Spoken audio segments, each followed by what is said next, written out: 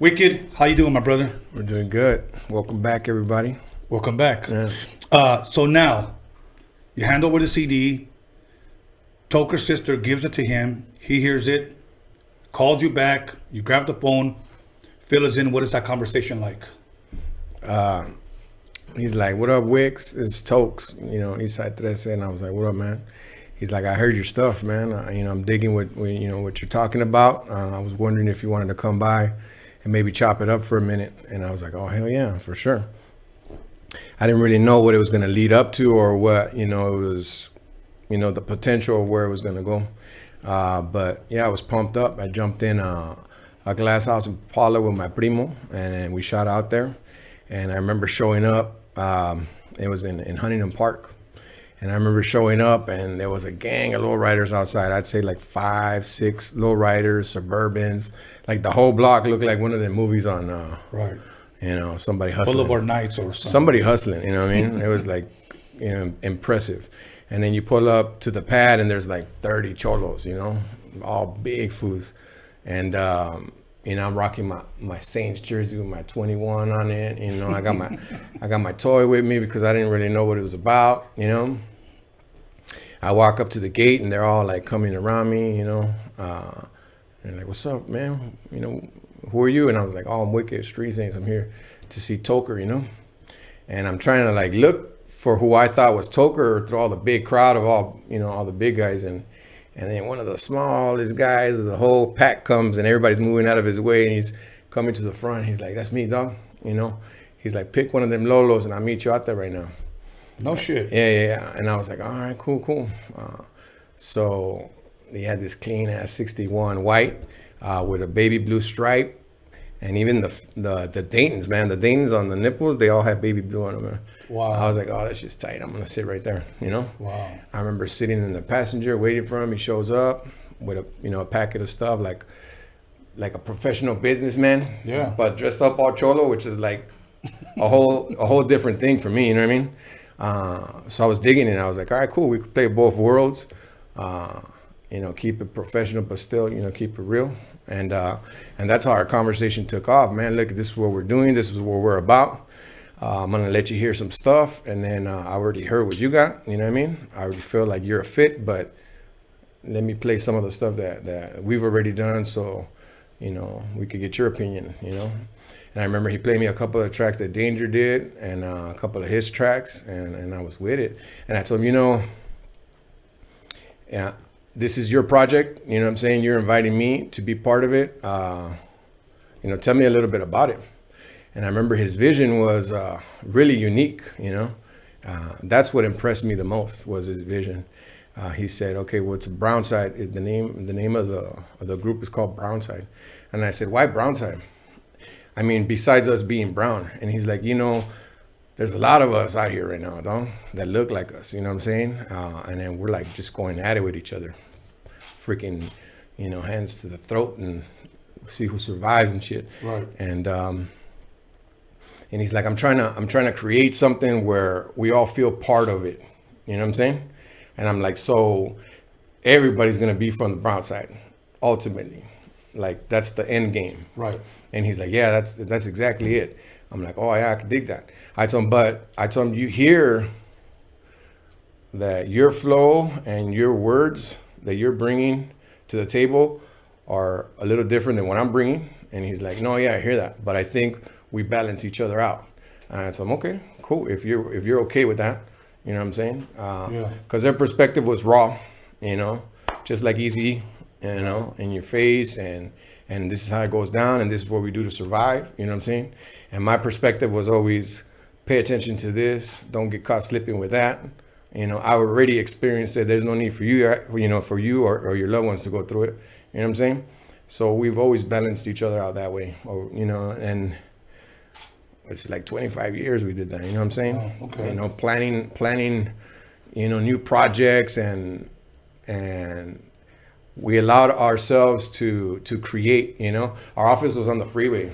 2 a.m, leaving the studio, we would create the wildest plans you could imagine, you know what I'm saying? And it was cool because either we were both talented and geniuses, or we were both crazy, but it was okay because we got along. You know what I'm saying? Now, if I were to ask you when that meeting took place, when you guys both sat in the car, around what year was that, would you say? 93. Okay, 93. Did you meet Danger yet at the time? Right after that. Okay, now we say right after el mismo día? Or? No, like within weeks. Okay. Yeah, I hung around with Tokes for about 2 weeks. You know what I'm saying? Okay. You know, part of, you know, his day to day, you know, and other things I don't want to discuss. You know what I'm saying? Right. But you know, it's not my story to tell that part of it. But yeah, he incorporated me into part of his daily routine to see what he was about, what he was dealing with, so I knew exactly what I was getting into, so I could make a sound decision. You know what I'm saying? Mm-hmm. And I felt like it was just part of, you know, his survival tactics. You know what I'm saying? That's what he did to provide for, not only for himself but for his family. I mean, he took care of everybody. You know? Okay. You know, it was very impressive. You know. Now, he showed you songs by himself and Danger. Were these instrumentals that he was rapping to, or did somebody was producing for him? Oh yeah, no, it was already recorded, and it's a big shout out right here at this moment to Julio G and Tony G. If it wasn't for them, you know, a lot of the solid creativity and the production part of our first album, Eastside Drama, came from them. Okay. You know, matter of fact, that is where I met Eazy-E. You know. Okay. So after passing him in that hallway, right. The first time Toker took me to the studio, to the G spot, I'm walking in and I look down and I see, you know, braids, right, leaning on top of the patch board. You know what I'm saying? Right. Real motherfucking G's was bumping. Yeah. Cam was in there. Okay. Some people from you know, different Booyah tribe. Like, okay.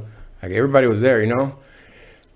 For me, you know, 15, 16, I don't even remember how I was young, you know, and that involved with people that are already that marinated, you know, right, in the game. To me, that was, you know, it was an impact on my life. It was a special moment, you know. So, you know, so when you heard those tracks, Tony and if you will, Julio had already recorded with them. Yes. Okay. So now you meet Eazy. What was your first impression about Eazy when you met him? He had big ass hands, bro. He was a little guy with big ass hands, you know. And you know, it was he wasn't too sure about me at first. You know, we kind of disagreed real quick. Really? Yeah. And I remember. That's good. Yeah, I'll tell you my story after. And I remember telling him, you know, like I don't give a fuck who you are, dog. You know what I'm saying? And then I looked at Tokes like, well, what's up, dog? Why are you bringing me into a situation like this? You know what I'm saying? And I told him I'll wait for you outside. You know, I told Tokes I'll wait outside, but this was tripping. You know, right? Whatever. I told him whatever. You know, right. And then he started laughing like he was joking around, but I wasn't with that shit. I mean, I was a youngster, right? Surviving South Central in the '90s, and I was with it. You know, back then, you know, it was about that or no la hacías, you know? Right.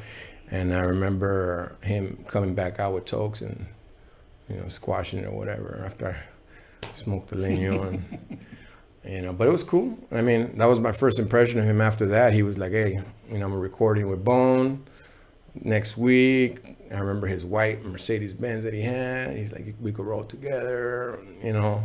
Yeah. That's when he told Tokes about in that white Benz. He told Tokes about doing that vatos in the barrio, boys in the hood in Spanish. Right. Okay. Yeah. You know, it's funny because when I first met Eazy was at the Swan meet. I didn't know who he was. I was introduced to him as Eric, but I didn't know who he was. They had just finished doing LA's the Plays, Fat Girl on My Jock, and Boys in the Hood. I want to say 87. Okay. And it wasn't until like the following year that they were recording the record that I got to go into the studio. All through my manager at the time, Steve Yano, this Japanese man who knew them, who introduced me to him. So they were playing me songs, and I remember I was dying because I was like the only Mexican in the studio here in the city of Torrance, to ask them the Mexican question. And the Mexican question was, hey man, on Dope Man, you got a guy that knocks, yeah, and you say, y'all Mexicans always come with this shit. Like, I don't get it. Like, why would you say that? You know? Because where I grew up here in the city of Wilmington, there were no Mexicans buying dope here, bro. We were selling it, you know. And he just said, well, you know, I didn't really mean it. It was just something to spare the moment, and we just came with it, and, you know, it ended up on the record. That's what he said. So I said, but yeah, then you said it another time. You said, because the Mexican almost wrecked my shit, you know.